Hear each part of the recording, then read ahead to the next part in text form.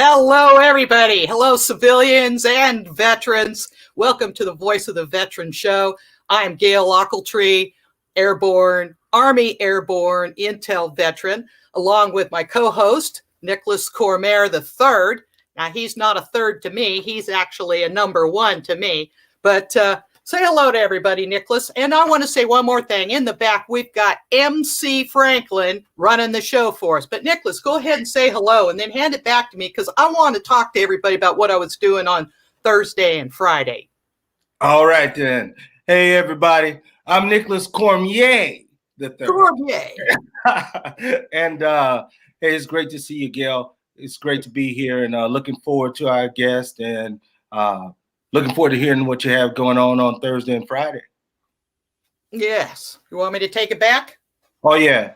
Okay. Well, Thursday was an exciting day for me because, well, it was a sad day, but it was a really great uplifting day as well because I went to a memorial service for a friend of mine, Army Airborne Association Commander Raul Mena Jr. in Pomona.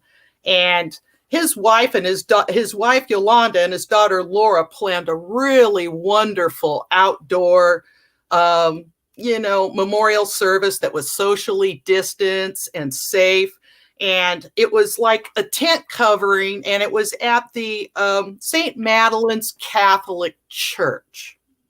Now, Nicholas, I don't know if you've ever been to a Catholic church for a mass or a rosary, but I mean, have you? Well, I'm a Catholic. You're a Catholic, and now I'm going to go. Oh, man. Okay, so you know exactly that they repeat stuff a lot. Oh, yeah. I mean, over and over and over, and I guess that's why they do that, so you don't miss anything. I mean, is that what that's about? I mean, seriously. I was dreaming the words world without and amen, and pray for us now in the hour of our death, amen. And I mean, I was dreaming that. I was about ready to sign up for one of them circumcision classes that they have. You know what I'm saying? I think it's catechism. I think it's catechism. Catechism. Oh, God. I'm sorry. Catechism classes. And the circumcision class, that'd be Jewish, right? Well, it can be that too, actually. Okay, catechism. So for everybody that was there to know, they seemed to know what was coming up next. And I just did not. I mean, I had no clue. I was glad I had a mask on so I didn't look like an idiot mumbling things, So I really enjoyed it. And it turned out to be I turned out to be the funeral comedian once again. I mean, it seems to always happen, but respectful humor is very healing. And as a comedian, I did take chances, I did take liberties, but I was really pleased to see the family laughing together. They really enjoyed the memorial service or the rosary on Thursday night. On Friday, we had the main memorial service and we all drove back to Pomona again. But they were laughing, so, thank goodness, because it's a rough gig, you know what I'm saying? But after that, the nieces and nephews all felt okay to get up and they told a whole string of humorous donut jokes. And you remember on last week on The Voice of Veteran when you got those donuts? Who the heck were they from? Nicholas, they were from Mindful Veteran Project dropped off some Krispy Kremes. That's right. You were bragging that you were delivered some donuts out of the blue, right? I mean, you didn't even know that. There they are, right there. See there? Now that's the bag I got. Right there is the donut I got. Now, I was driving on the way home from a memorial service, and they gave each one of us a brown paper bag.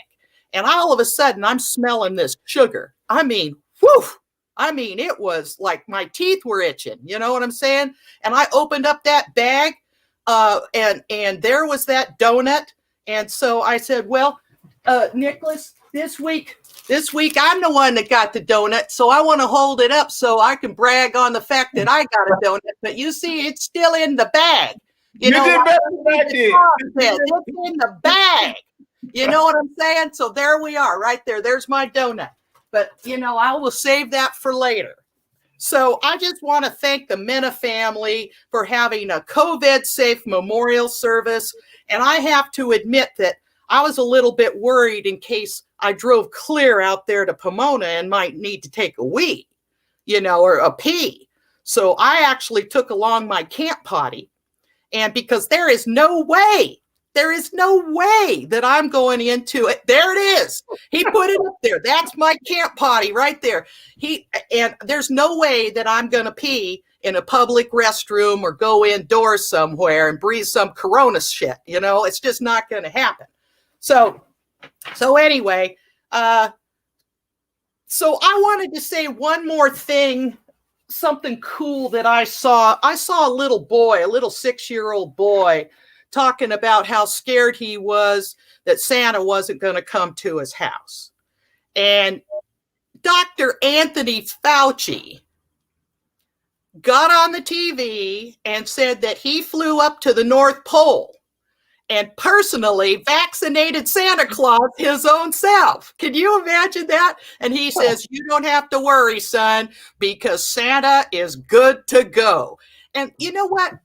I think I was watching that, and I make fun of the churches. I make fun of all of the churches. I mean, I just go for it. But, there's one thing that they all have in common that I really respect and love, and that is an attitude of kindness for other people. And so Dr. Anthony Fauci gets a thumbs up, for vaccinating Santa Claus and being a kind individual and caring about a little boy's spirit during the holidays. You know what I'm saying? And speaking of spirit, one more thing. I want to give a shout out to Spirit Mountain, who has programs for PTSD support groups for veterans, both male and female. It's been fantastic for me. You can see that I'm much calmer these days because of Spirit Mountain. I'm a lot calmer. I mean, I'm reined in, I'm okay. So Mary Morse is the director up there, and they really support veterans and energy healing. It's like yummy stuff. You absolutely want to get some of that stuff at Spirit Mountain. And today at 4 p.m., they have a program about the darkest day of the year, and I'm doing a little 3-minute thing on there, and that's at 4 o'clock. So if you look up spiritmountainretreat.org at 4 p.m., you can click on that and see some more silliness from yours truly. Okay, so that being said, Nicholas, would you please talk a little bit about our guest, Tess Banko? She's a friend of both of ours. And just say hello and say where she works and all that kind of stuff, whatever you want to say. And then I will start out asking her some questions. All right, Gail. Well, our guest is going to be Tess Banko. She's the executive director of the VFWC, and that's the Veteran Family Wellness Center. It's building 220 on the West LA campus.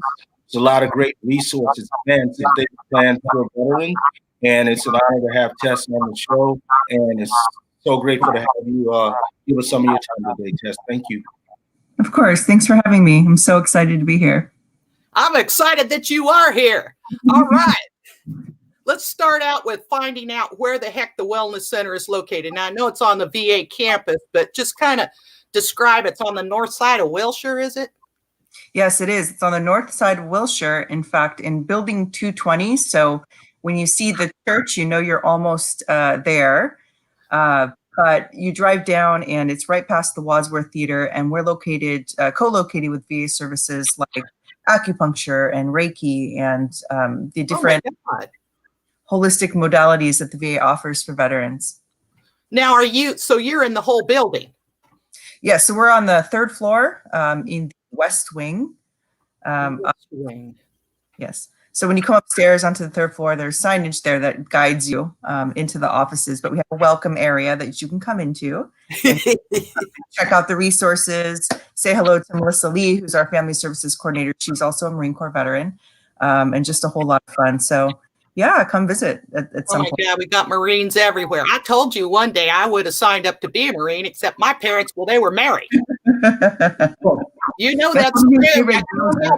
I mean, it's a veteran show. I got to say silly stuff. Okay, so now tell me something. I was wondering about this. Now, does UCLA own that building, or does the VA own the building? The VA owns the building. In fact, the center came out of legislation that was passed in 2015 that included redevelopment of the West Los Angeles VA campus. So UCLA does own, it operates the Jackie Robinson Stadium on the VA campus. And as a result of that lease, they said we'll pay more in fair market value rent, because at the time when UCLA had started the contract, they paid, what was requested. So they are paying more now in fair market value rent, and also have established what they call in-kind centers. And the center that I direct is one of those. There's also the UCLA Legal Clinic. There's a Center for Homelessness and Co-occurring Disorders. There are veterans programs. So there's just a myriad of different programs that are attached to the UCLA leases. Wow, that's incredible. Now you said Nicholas said your title, it's the executive director? Yes, that's right. Now you're a VA employee or UCLA? No, I'm a UCLA employee. So the center is a partnership between UCLA and the VA. And I think that's really important because it speaks to the work that's being done across sections. Oftentimes we'll partner with VA sections and we'll do different programs that encompass not only the veteran, but the family members as well. So that's one of the unique points about the VFWC. We don't just serve veterans, we also serve the family members, which is pretty crucial considering that trauma can be passed down from parent to child, or from between spouses. So we're really to be serving alongside VA programs. So veterans are really a bunch of screwed up people. No. Our programs are preventative in nature, actually. So preventative. Well, they're intended to give people the tools that they need before they know that they need them. And I think that's pretty as well. But we also help, if someone has had issues in the past, and help bolster with resilience-based wellness is what we call it. Our core model is focused, families overcoming under stress, which is A, evidence-based, which is important to me as a veteran, and B, is in use at over 30 active duty military bases nationally and internationally. So the program is very well known. It's considered a DoD best practice, and we've taken that program and translated it into the veterans community. Wait a minute. Now, what's DoD stand for? I know what it stands for, but we got people out here, we throw out all these letters and they don't know what the heck we're talking about. The civilians don't anyway. So, yep. Yeah. Department of Defense. That's right. That's not about, yes. Okay. So my next question is, now there are several, they're not actually VAs. I guess they're CBOCs. Sepulveda's an ambulatory care center.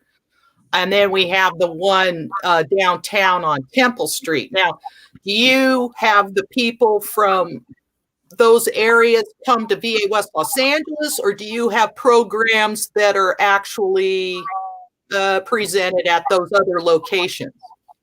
Sure. So sometimes we go out to other locations and do co-programming. We can do groups as requested. We can also do things like self-care for providers, go out into the sections, the VA sections, talk about veteran culture, which is very important as a service provider that serves veterans and families, is really just understanding and knowing the culture. So we have that aspect of it where we can go out to different locations, do workshops, things like that. And then we have a Lyft Ride program. One of our generous donors, the Amundsen Foundation, helped us establish a ride program where we can get veterans and their families free Lyft rides into the center. Huh. Well, let's see, I'm just trying to remember, how many veterans are in the GLA, Greater Los Angeles?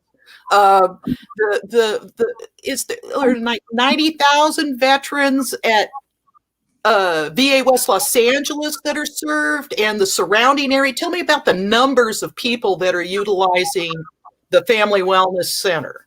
Sure. Well, in Los Angeles County in general, as you probably know, it's the largest population of veterans and families in the country. So for 325,000, that's an estimate, based on the census. But there are more coming in every day. So, there are people EASing out of the military, moving back to the Los Angeles area. So you have that population. You have the general catchment area for GLA, which, as you mentioned, is around 90,000, just based on the numbers that we can get from the VA. But the center, since it opened in 2017, has served over 10,000 veterans and family members. So it's been a journey. It's been great. That's a lot of people. Now, I've recently had the privilege of attending a Disney movie that the Wellness Center sent us all, well, as many of us that you could pack in there, but we all went there and they gave us bag lunches and popcorn and candy and took our pictures. And I mean, it was a great night. I had such a fun time, and I just want to, say thank you to you and the Wellness Center for planning that event, because it was popping. I really loved it. So yeah, absolutely. And partnership is a key part of what we do, especially right now during COVID. It's very, very difficult because a lot of on-site operations have ceased. The VFWC is actually in virtual mode right now, just to protect the team who is serving veterans.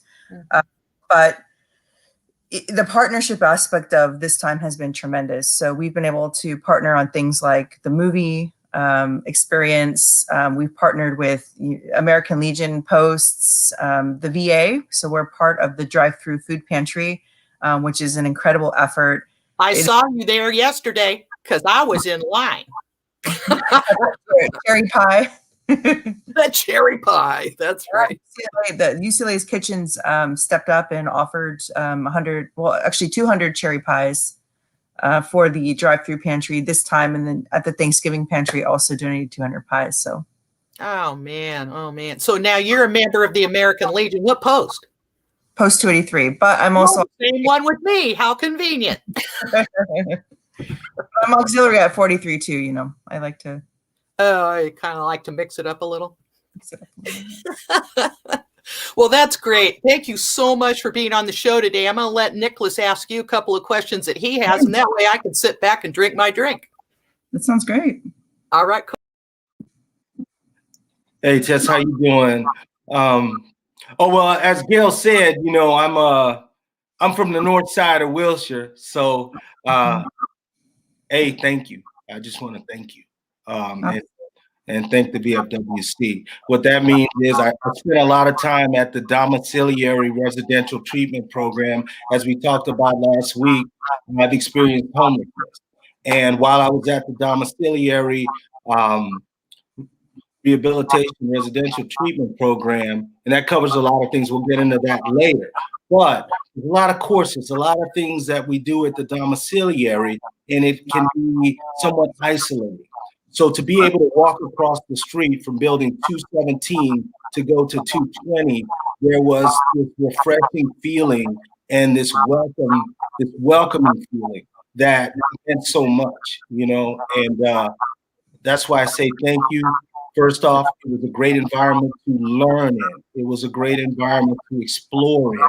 And I know I'm not alone in that sentiment because I know how the domiciliary residents obviously felt about having the VFWC available to them. So I guess my question is, the question I'd have is, with COVID going on, what is the VFWC's current relationship with the domiciliary? Sure. So first of all, thank you so much for that. It means a lot to me to hear that, the programming is impactful and meaningful. For me as a veteran working in this space, it feels incredible to just know that good things are happening and it's doing what it's intended to do. So that always makes me very, very happy to hear. So thanks for that. But yeah, the relationship with the domiciliary is really special to us.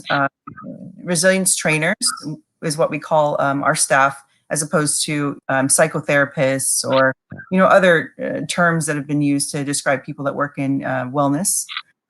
But resilience trainers established a pretty special relationship with the DOM, going over and offering groups. Resilience-based wellness skills, communication, emotional regulation, managing trauma and loss, like I know a lot of us do. But we have managed to, maintain the relationship and try to build on it. So bringing some of our partners in, we were able last year to help have the domiciliary building decorated by community volunteers, which was just an absolutely incredible aspect of partnership. So again, it's so great to see these things happen, especially for those who are so just, close to my own heart and deserving of the efforts. So in the COVID time, we have still continued to offer our services virtually. And I know that it's kind of challenging because there's a little bit of a divide. Some people don't have access to technology. Some people do. So also we have gone on site to offer, flyers talking about some of the information, the classes that we have, and really tried to connect with people, especially at the drive-through food pantries. So yeah, I think that's in a nutshell. But yes, thank you. Another thing I'd say is, and this is, when you're experiencing homelessness, and I don't know if everyone knows that, a lot of it involves rebuilding your life, right? So when I got there, I didn't have a car, I didn't have a place, an apartment, any of those things. Gratefully, I have those things now. But I say that because at Christmas time, this same time of year, I want to say in 2019, the VFWC had a drawing, and I won a bicycle, which was my first mode of transportation. And it meant so much to me to get around all over campus and, of course, all over Brentwood and be able to travel. So a shout out to the VFWC for providing me with my first mode of transportation, which was that bicycle around Christmas time back in 2018, 2019. Thank you all again. That's incredible. Yeah, super. We'd love to hear. I also wanted to ask, what are some of the VFWC's programs or events or resources available for December this year and January for veterans? Sure. So we just took part this last Saturday in the drive-through food pantry, again, providing UCLA pies from UCLA. And then we also held our annual Toys for Tots giveaway. So every year we have a list. People, veterans and families can sign up for toys for their family members. And normally we would have people come into the center to get them and maybe have a tour, have a little open house, some cookies, a little bit of fun. But unfortunately this year with the COVID restrictions, safer at home and shelter in place made that challenging. So innovation led us to use the drive-through food pantry to be able to give those items out. So for the rest of the year, the center is open to serve. I know that UCLA campus takes a 2-week break every year. So the campus is closed, but the VFWC is open and will be serving alongside our veteran, our VA family. So we have call-in hours.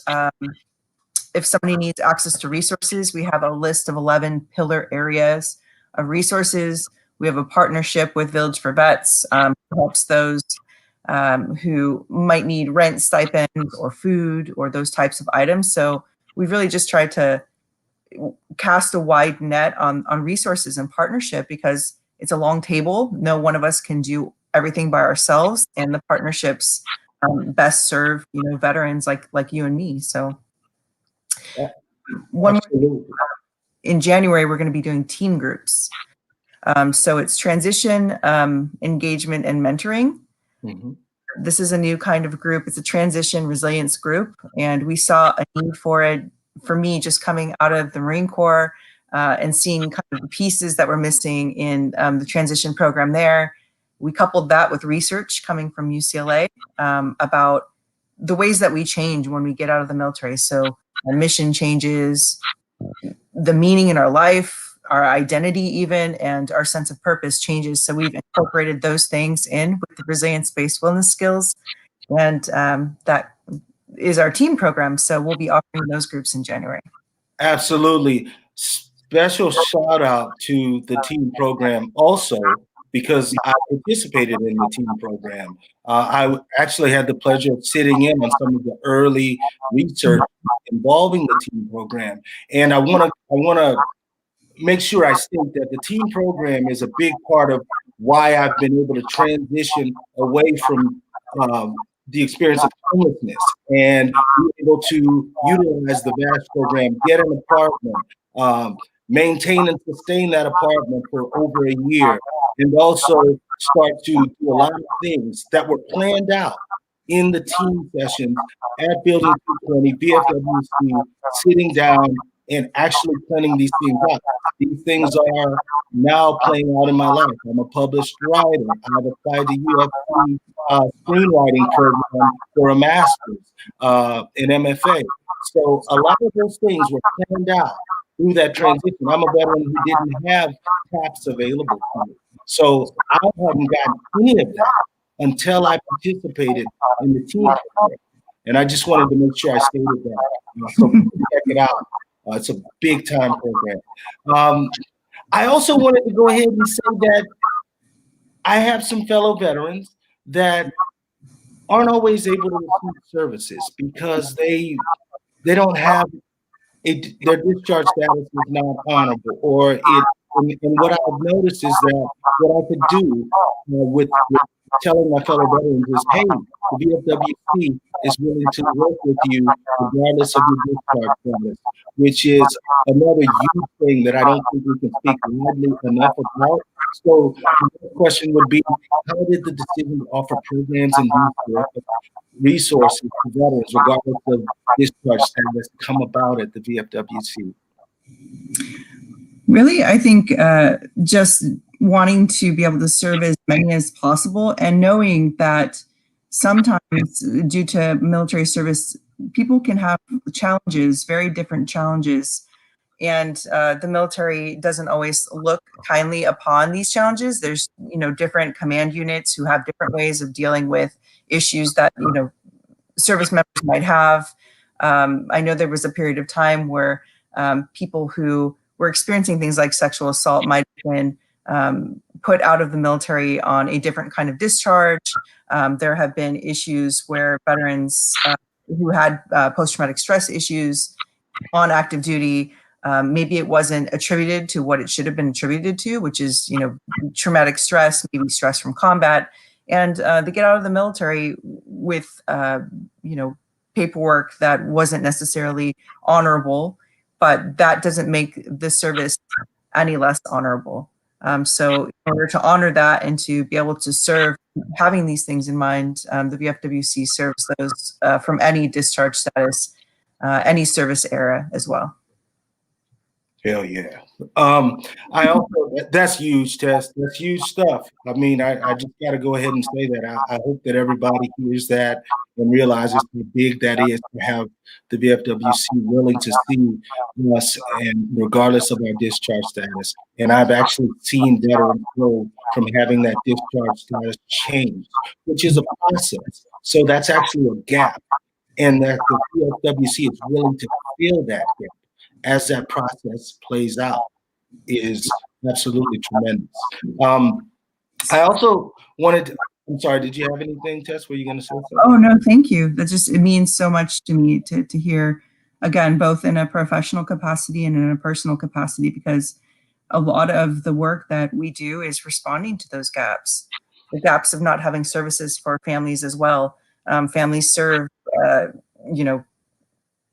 just as much oftentimes as the service member in terms of what they're giving from their own life. Transition issues, there are issues with communications with children, being able to talk to your children about maybe some of the issues that you've encountered on active duty that can really kind of tear at the fabric of a family, essentially. So, just addressing those gaps has been a tremendous part of the work I think that the center has done, and it really means a lot to me to hear that that it helps. It absolutely helps, and that brings me to another thing that the VFWC has done. Hey, Gail, how you doing? Hey, I have a question. Can I read this question before you go to your next one? Because I want to make sure we get this in. I have a question from Marianne Davis, and she says, what's happening with legal assistance for veterans? Also, how do you sign up take advantage of classes in Tai Chi and let's see, tell us more about family service, what they actually do. Well, we've been talking about that, but let's talk a little bit about legal services, because we're going to do a show on getting a new DD 214 updated and how that happens. And if you have a dishonorable discharge, and, how do you get that fixed? And just in general, let's try to answer her question for her. Sure. So again, the UCLA suite of services includes a legal center. So UCLA runs the legal center, and they do things like, ticket expungements, and they work a little bit in the arena of discharge upgrades and those types of things. But, it's been controversial in some ways in the community, because I think sometimes there's not a great understanding of the capacity for the different areas of law. So no one organization, again, can do all of this themselves. Some organizations with the specialty in, criminal law. There are some with civil law. So what UCLA and really the veterans community in Los Angeles have done is create kind of a network of resources. So we have, the VFWC has a resource sheet I can share, and you all can share, with a lot of these different legal resources on it. If you ever need direction, you can call the UCLA Legal Clinic. Another point of intake actually is DMH. So the VFWC is partnered with the Department of Mental Health, who is enacting— DMH is what? Department of Mental Health? Department of Mental Health. Okay, I'm just trying to make sure everybody gets all these letters. You know how it is. I'm serious. Go ahead. Yeah.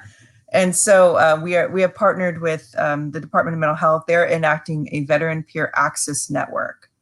And so what that does is put peer supports, people with shared lived experiences like yourselves and me, into the community. They're trained and they're able to get veterans to different resource areas. So that's an option as well. There's a link on the LA County Department of Mental Health website that you can actually refer somebody to get a call from a veteran peer in order to support them, in order to get them the resources they need. So there's no wrong, it's a no wrong door approach here in Los Angeles County. We're really trying to provide resources at multiple levels that are accessible. So there's that. The services in Building 220 actually are run through the VA. So typically you can call Building 220. There is a service administrator on the first floor who answers, Hassan, and he'll be able to direct you to what programming you can actually just walk into. Oh, yeah, I've seen him. I've met him. He's a nice guy. Yeah. Again, with COVID, I'm not sure what they're actually having go on. No, not with COVID. Jeez, it's always COVID. But there are also programs that you need access through your general practitioner. So you need a referral to be able to take part in. So you would then call your your GP and have them refer you. That's over like in Building 500, the main hospital on VA West LA. So you go in there, and if you're brand new, a veteran to VA West Los Angeles, you go in that front door, and the business office is right there to the right? And you can sign up for eligibility for getting a loan for a home or just medical benefits. And you know what we need to bring up is My Healthy Vet, for God's sakes, and e-benefits, because that's where you can get your paperwork printed. My light just fell off my computer. Can you still see me? It's amazing the stuff that goes on around here. But whatever. I just wanted to bring up this official VA form. This is a VA butt hurt report. Now, I don't know if you can see that or not, but you can just grab one of those anywhere at the VA, because somebody's always need to fill out a VA butt hurt report. So there you go. I don't know. I'm gonna take a second and put my light back on, because this is craziness. I mean, there it is. Now, can you see it? VA butt hurt report. There we go. That's an official form. It's a VA form, whatever there. Yeah. Okay, I'm gonna get my light, so I'll be right back. Yes, we can still see you. You haven't disappeared. Oh, you're on mute, Nick. Thank you, Tess. I wanted to give a shout out to Marianne Davis. Thank you. I appreciate the question also. She's also been a help to me throughout my transition, and I want to make sure I say thank you. You brought up resilience training. You brought up a very good point, Tess. Is another thing that the VFWC does. As a veteran transitioning away from homelessness, obviously there's a family that suffers. I'm a father. I have a daughter. The VFWC has provided services for that. I know there's resilience training. I know that there was an option if I wanted to have my daughter involved in any of my resilience training, there was that option available. What's so cool, though, is that the drive-in at Santa Monica, the Right Stuff's world premiere, was an opportunity for that type of repair to take place because I was able to take my daughter, courtesy of the VFWC, to see the Right Stuff world premiere. And that was one of the first times we were able to go back to the movies. And that's something we did her whole life. And it meant so much to us. And I just wanted to say thank you for that. And of course, ABC interviewed us and everything as soon as we drove in, you know, and it was just a special time. And it's part of that important repair that can happen for a veteran. And that happened for me. And I know the VFWC is a big part of that. I just had a question about how that particular partnership took place with the Right Stuff's world premiere in Disney at the Santa Monica Drive-In. Yeah, absolutely. So that was an opportunity that was offered to us, again, by Center Partners. As you know, we're very close to Hollywood. There are organizations who work in Hollywood that are very interested in the health and well-being of veterans. In fact, most of the major studios have corporate social responsibility programs. And oftentimes they'll reach out and say, hey, we really want to offer this to veterans. Can you help us bridge and engage and maybe get some veterans signed up to come and experience this? So honestly, it's, again, the power of partnership and people with the best interests of veterans and families at heart. And honestly, it is pretty valuable the way that once these connections are made, things happen. So fantastic. It's just so great to hear that. Absolutely. And from the north side of Wilshire, UCLA, we see you. We see you. I had one more question, and that's just, what about the upcoming programs and resources? And in particular, is there anything you're working on right now to bring to the VFWC that you can tell us about? Sure. So right now, again, I think our focal points are team, so transition, education, and mentoring. Those groups work with that. And then also the partnership with the VPAN, so the Veteran Peer Access Network. That actually is a platform. So the county will have a resource platform that's, I think, going to revolutionize services in the county. Because as you know, you kind of have to hunt and peck to get different resources. You can use 2-on-1, but this really will be a platform specifically just for veteran resources. And then attached to that will be veteran family peers. So the VFWC has been tapped to train the 55 county peers. They'll be trained in a basic model of peer support, so becoming a certified peer support specialist. And then they'll come to us for veteran family peer navigator training, which gives them that family aspect in their tool belt. So I know that there's a lot of hiring going on in the community for veteran peers. If you're interested maybe in working in that field, you can find links to organizations that are hiring peers. So basically, I think that's what the center is working on. We're going to have a speaker series coming up with topics that are relevant and timely for veteran families. We are taking part in something called Families Tackling Tough Times Together. That's a program out of Purdue University that gives resilience resources to families. These include things like how to get through this COVID time, which I know for me as a parent, I'm a mother, I have a 7-year-old daughter, has been rather challenging, especially because children's worlds are just completely upended and there's behavioral issues and lots of challenges. So it really teaches families how to enact things like gratitude. What am I grateful for in my life that can carry me through this time? what experiences in my life previously that I might have had challenges with, can I look back on and say, hey, I'm really resilient, and what tools did I use and what tools can I use? So that's all part of everything that's coming up for the VFWC within the next year. And also still doing our core focus training, our team training. We have an individual model of focus now because we recognize that when the center was initially enacted, it was basically conceptualized for families specifically.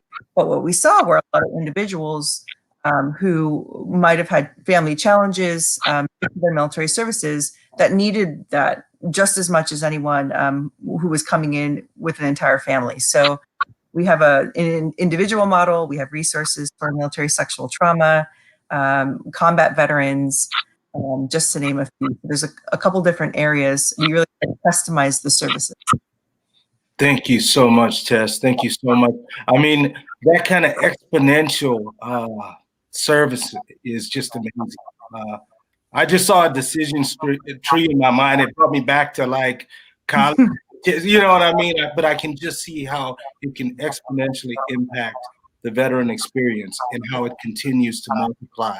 And grateful for that. Thank you so much. Well, thank you. And thanks for having me. Wow, it's great. I really appreciate you being here today and making the effort. It's been incredibly informative. Now, I know that the three of us, just before we let Tess go, are you finished, Nicholas? Absolutely, Gail.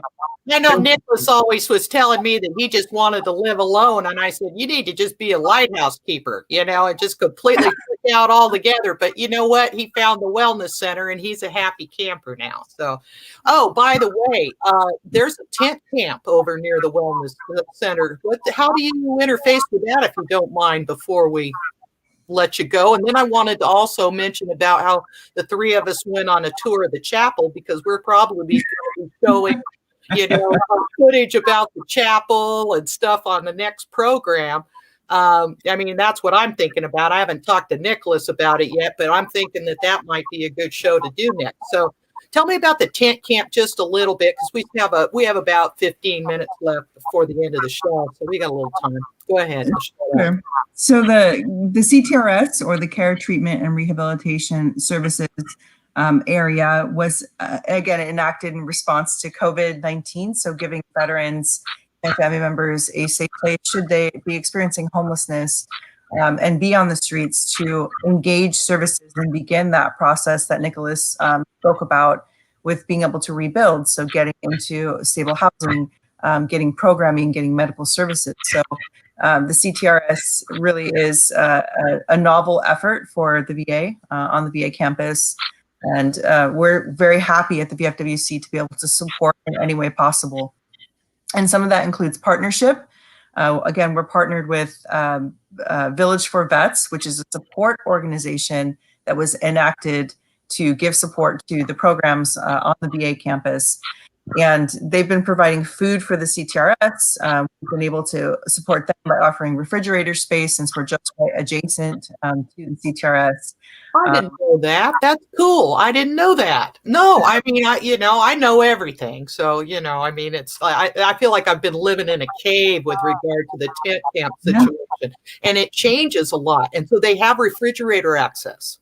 Yes. And so until they got their own refrigerator access, we were able to offer that and store, help store the meals and everything for that effort, because people might not realize, but if a program is not in a brick and mortar building on the VA campus, due to law, congressional law, the VA cannot provide those services, the food, everything. And so it's been a real community partnered effort to come together and provide those things. So in addition to that, we've been able to tap some of our partners. Nicholas mentioned the organization that donated the bikes Sunday. And so they're actually going to be giving gifts for each of the CTRS veterans that are there. Wow, that's so cool. That's great. Working with Voluntary Services, there is a list that they put out periodically where they categorize the needs in the CTRS, so anyone can donate to it. If you contact Voluntary Services, there's a link actually on the VA website that talks about Voluntary Services, and will put you in direct contact with one in your area. And But also Gail and Nicholas are a font of information, very well connected in the veterans community. So you guys, I'm sure, have access to that list as well. Well, yeah, we need to put it, because we are actually establishing, I don't know if you knew this, Tess, but we're trying to create a library so people can go back and watch these shows again and get a list of resources via this Voice of the Veteran V-log. Is that what it is? It's a V-log? Yes. I keep calling it a podcast, but everybody keeps saying it's not a podcast. That's only audio, Gail. That's only audio. So, okay, well, they're seeing it too, for goodness sake. So, yeah. So, okay. So I know our friend Kyle and Jerry Orleman donated a whole bunch of tents and scarves and all kinds of stuff for people recently. And, and I'm hoping to have them on as well regarding service animals and things like that. Now, I haven't arranged that yet, but I think that'd be a really good interview for this show as well, Nicholas. I'm going to talk about them as soon as possible. They may be watching it right now. I don't know, but Shout out to Kyle and Jerry. Yeah, they're tremendous, absolutely tremendous advocates for the community. Kyle was part of Yarn Angels, they knitted all of the blankets that we donated. So Kyle brought those up for us to hand out at the drive-through pantry. So again, the power of partnership, absolutely incredible in making things happen. And that's why I always say, when you help a veteran, everybody loves to, in the military, they tell us to train the person above you, below you, and to either side about what it is you're doing, so that if you fall, then people can fill in. Well, that's how it is. When you help a veteran, a lot of veterans get helped, because, you bring one person up and, look at Nicholas. Jeez. When I hear his story alone, it makes me want to cry. I'm telling you. He is such a wonderful advocate for veterans and just tireless in his efforts. And it just goes about it every day, just with a smile on his face, just trying to help people. And I'm proud of you, Nicholas. And Tess, I'm proud of you too. My gosh, the stuff that you guys do, we have to think of things. We have to constantly be trying and doing and building more stuff. You know what I mean? Hey, I've got a quick note here to the Pfizer Corporation. I know it's a silly joke, but I'm going to say it. So I have a note here to say congratulations to the Pfizer Corporation, which is the vaccine that the VA is using, by the way. I just heard that in our latest CVEB briefing, that's Community Veteran Engagement Board. And they are also the same company that made Viagra. Did you know that? So they have proven again that they can rise to the occasion and respond to a need. You know what I'm saying? And, they can raise the dead, and they can protect the living too. So that's a shout out for the Pfizer Corporation there. I have to get those in. I got a whole bunch of them, I just wanted to say, this is a big city. It's easy to get lost in this place. Yeah. And, you know what I mean? And coming from the South, this doesn't always appear to be the friendliest place. But I know that I found support in the veteran community that I honestly didn't know that it existed even when I lived in the city. You know what I'm saying? So I just want to thank everybody, because it took me a long time to find my way back. I'm still transitioning back home, but when the support shows up, it's there. And service matters. You know what I'm saying? So it is truly a gift for me to be in this place and to be here and be able to give back and to learn from my peers every day. Thank you all. Well, I remember we were sitting in a meeting together, and Nicholas says, this woman walks by, and this is a joke. This woman walks by, and he says, oh, that woman moves a man. And I turned to him and I said, oh, yeah, well, where do you fit in? That's funny. I love giving you problems. And that's really a unique part of the veterans community, the friendships and the bond. And it's true. It's absolutely true. You're absolutely right. I absolutely, some people are jerks and some people aren't. Just like in the civilian community, you have to be careful because there's some weirdos when you go to the VA. I mean, the stuff that goes on, you wouldn't believe it. I remember one day when a guy walked in with a grenade to the ER, for God's sakes. They brought out the sandbags and all kinds of shit. People are running around and hiding down behind that. Now, we talked about Mary Ann Davis and her questionnaire. She was there. I remember that day. That was terrible. I mean, people are up in the ceilings crawling around. One guy stole the backhoe from West LA and drove it down the 405 to Sepulveda, VA. I mean, what the things they do, but talk about creative minds and interesting backgrounds and basically I find veterans wanting to help each other, and like you said, I really love that. Let's talk a little bit about the chapel. Now, Yes. when was it we went on that chapel tour? Because the chapel was built in 1887 or around there. It's the oldest building on Wilshire Boulevard, and it is the jewel of the VA. It's right there on the VA campus, and now I understand that the restoration is going to happen. Slowly but surely, but it is going to happen. Now, Steve Peck, I think it was, Tess gave us a little bit of information on that just recently. But tell us what you did that day. You had to go you all had to go put on suits and masks, and that was before COVID. So it was a year and a half or two ago now.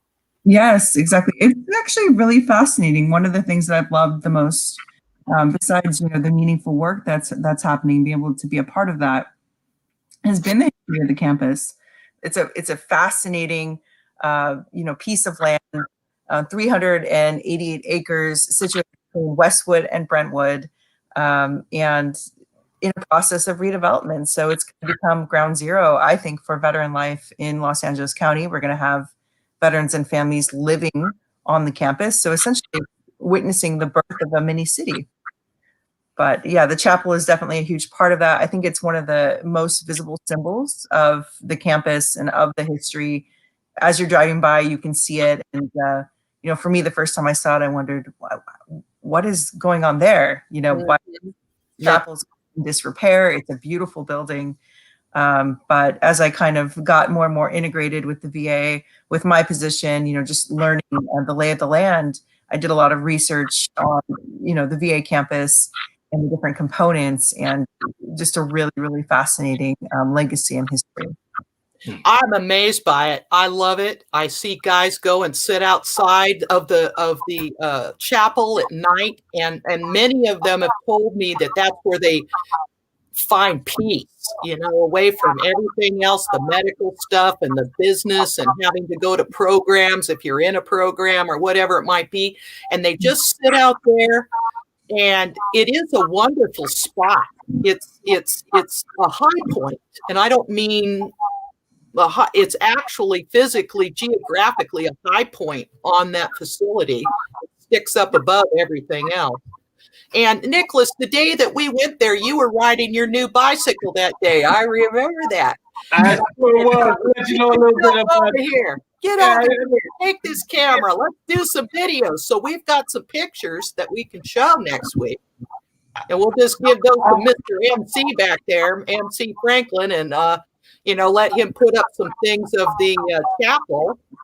And we walked in there, and I was amazed. I mean, the banisters and the wood, and it was split up into two parts. One was Protestant and one was Catholic. You know how the Catholics are, Nicholas. Hey, well, you know what? It's Sunday, so I'm not going to say anything. I'm just going to go ahead and do that right there. But pray for us now in the hour of our death. But what? The amazing thing about that was, to be able to put on the hazmat suits. And honestly, to think about that day and the fact that we're now in COVID and how we had to suit up for all of that to go in that chapel. And now to be in 2020 and I've had to do a similar thing, the foreshadowing is amazing. But to be able to go in there and explore, that thing was a very special day and to see it. Likewise, when you think about how symbolic this historical landmark is. A lot of people may not know this, but I know it has been out of commission since the, I want to say 1971 earthquake in Sylmar. It's been out of commission a long time. And we got to experience that in that building. And there was definitely an energy there and a presence there. And the revitalization of that chapel has a lot to do with what we see going on around us. And not to take up too much time, but we're getting to see the veterans. And what I've seen in the veteran community, we don't necessarily do our chest and say what we're doing and tell everybody what we're doing. And to be able to bring veterans like Gail and Tess forward and behind the scenes that are working diligently day in and day out, just for everybody to get a peek at who's really working out there, whose boots are on the ground, is something I'm grateful to be a part of. So just want to give you all a shout out because I know you want to. Now the Bandini family, the history is amazing. Carolina Berry was an advocate for the restoration of that chapel for many, many years. She passed away this past year. And I am hoping that they will be moving the chapel into Maine. The Bandinis, if you look them up, they actually acquired that property from the Sepulveda family, which was the largest landowners in the area at that time. I read interesting, fascinating, humorous stories. They used to go during that period of time to the La Brea tar pits and put a bunch of tar in barrels and take it out to ships and go up the coast of San Francisco and put the tar down on the streets. I mean, it just amazes me to hear this thing, you know? And so anyway, I just hope that we could plan a show, Nicholas, and talk more about that chapel because and the architecture of the facility in general. You know what I'm saying? Now, Ricardo Bandini also runs the Heroes Golf Course just up the way from the chapel, and he's a member of Ricardo Bandini Johnson. And he's worked very, very hard to keep this golf course going for veterans. And I know they have a little garden up there. I know veterans get together and have breakfast up there. It's a really cool place to go spend some time. So going to the golf course, it's open to the public as well, not just for veterans. They have classes. It's a wonderful little golf course right over there in Madrid. And so anyway, I'm going to have time. We've got 2 minutes left before we wrap this up. And I just can't think. Oh, there's my bird clock going off. It must be time to go. There you go. I recently joined the San Fernando Audubon Society because I wanted to go on little walks and stuff. And I was going kind of crazy COVID-wise. And then I wasn't able to go to my occupational therapist. So I've been doing Rubik's Cube and sign language, you know, YouTube and sign language. So my hands and my wrists are better, you know. So you do weird things when you're, you know, COVIDing.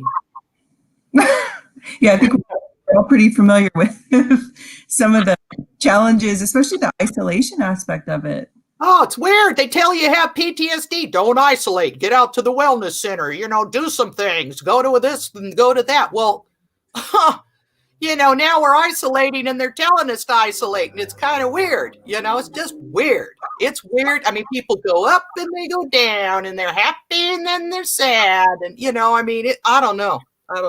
But you get donuts delivered. I see we got about 45 seconds left. You got something you want to say, my Nicholas? Oh, I just wanted to thank Tess, of course. Thank you, Tess. Thank you to the VFWC. I also wanted to throw out, you know, that chapel. Gail mentioned it very quickly. You know, when you see some of the veterans and some of those experiencing homelessness sleeping out inside of a chapel that isn't restored, there's a reason why you see that. And I just wanted to say that, you know, having experienced homelessness, I also gravitated to those types of places. Didn't need to go inside. But being near it offers some solace. So just want there you go. There I am. Yeah, that's it. There it is. So That's all I had. Thank All you so righty. much. Well, all I want to do is wrap this sucker up and say, hey, thank you very much, Tess. Nicholas, you were fantastic as well. This is the Voice of the Veteran vlog, and we'll see you next Sunday at 1300. That's 1 o'clock for the civilians, and we'll be back with some more great information. Get your questions ready, and we'll do our best to answer them out here out of the chat box if I can see them. You know what I'm saying? All right. Love you, miss you, mean it. Goodbye. Bye. Thank you. Bye. Thank you.